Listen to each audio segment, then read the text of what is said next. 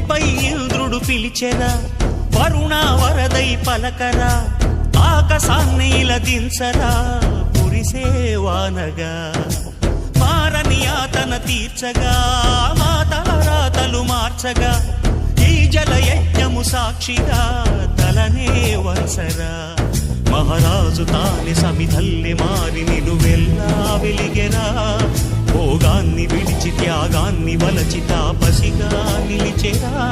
జనక్షేమమే తన సంకల్పముగా, తన ఊపిరి హోమజ్వాలలుగా, స్వర్గాన్నే శాసించెనురా, అమృతమును ఆహ్వానించెనురా.